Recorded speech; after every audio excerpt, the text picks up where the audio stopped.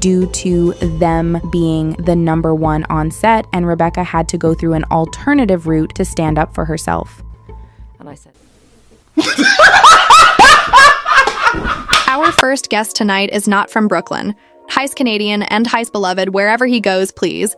Welcome Ryan Reynolds. You serious? I filmed myself like, I'll tell you now, boy, and then in the morning I am like, I didn't know where they went, but I have this video.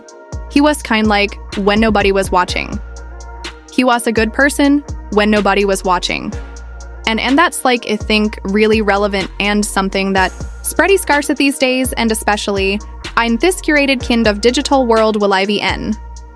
Watching Ryan Reynolds talk about kindness while his wife sues Justin Baldoni and subpo and a content creators is like watching a bank robber hand out lollipops during they get to a why, it's fake, it's insulting. And people are done pretending it's not. And this week we saw just how far the fall from fake grace can go. Because when Ryan Reynolds sat down with Jimmy Kimmel to promote a soft, sweet, low-stakes documentary about John Candy, one of the most beloved and genuinely kind comedians of all time, the internet didn't. To bite dot, they didn't fall for the nostalgia. They didn't fall for the shucks routine. They didn't to fall for the candy-coated PR distraction.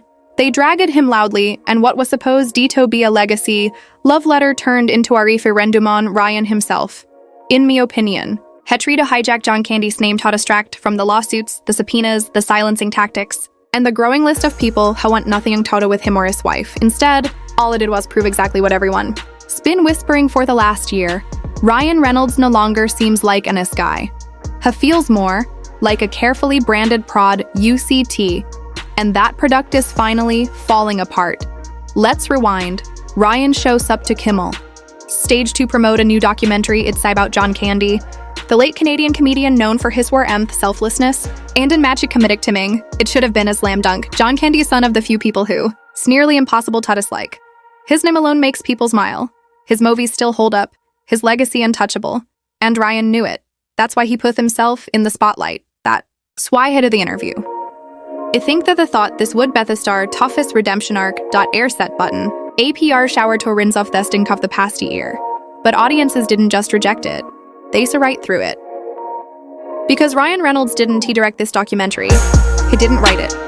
He didn't narrate. He's son of 9 producers. So why wash the face of the rollout? Why wash the Oni-doing press instead of Colai N. Hanks, the actual director? I believe he thought his brand power was still strong now to carry the message. Spoiler alert, it's not. These con the cliff at YouTube.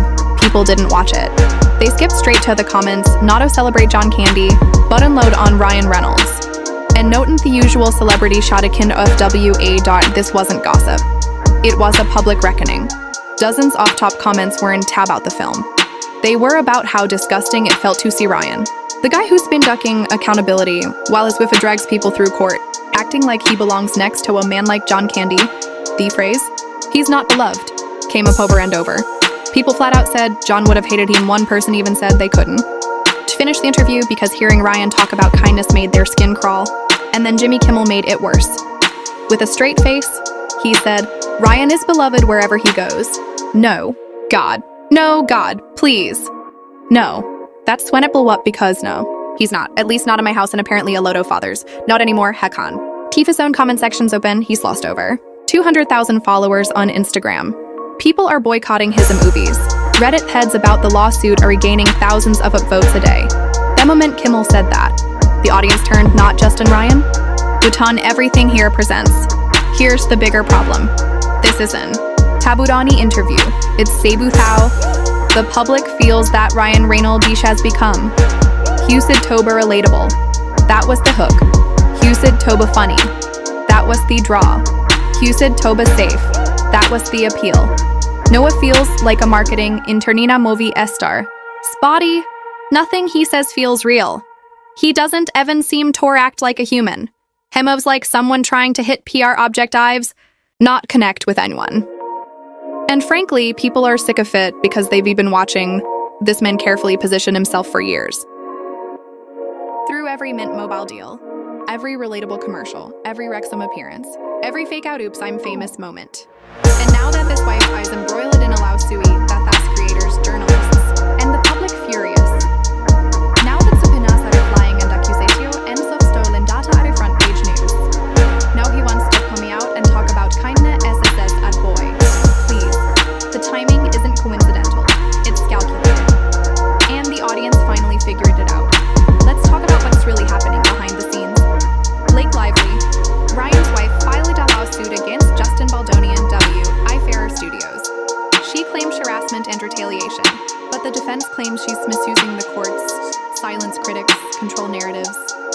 public scrutiny. And guess whose name is listed in the business connections tied to the lawsuit? Ryan's.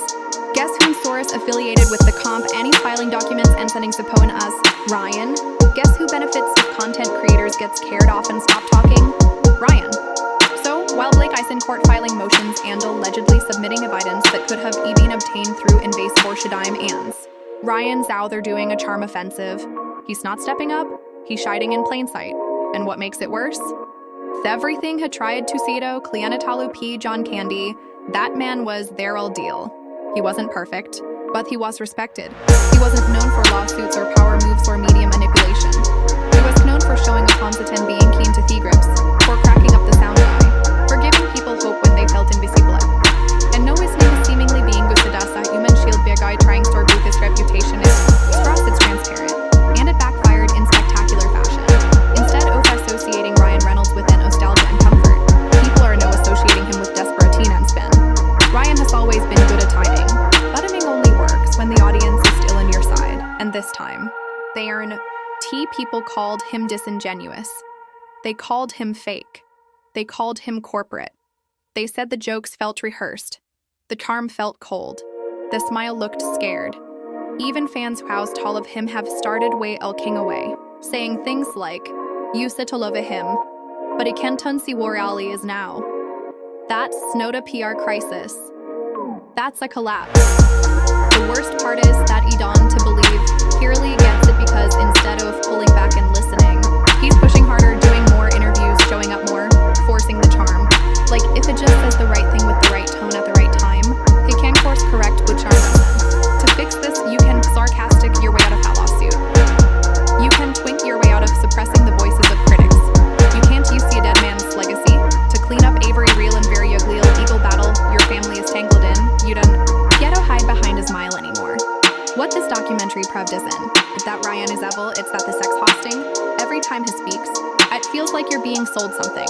Every answer feels workshopped, every joke has been run through a dozen asses tants, and the more repolished he gets, the more people want something real, which is why this moment matters.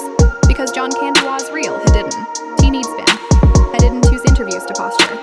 He didn't insert himself where he didn't to belong, and that's why seeing Ryan Reynolds turn this tribute into a platform for himself made people sick. He could have sat this own out, let the director speak, let Candy's legacy shine, let the documentary be what it was meant to be. But instead, headed what Heelway does. Him died about himself and this team. People say no more fake smiles, no more polished deflections, no more pretending you rethink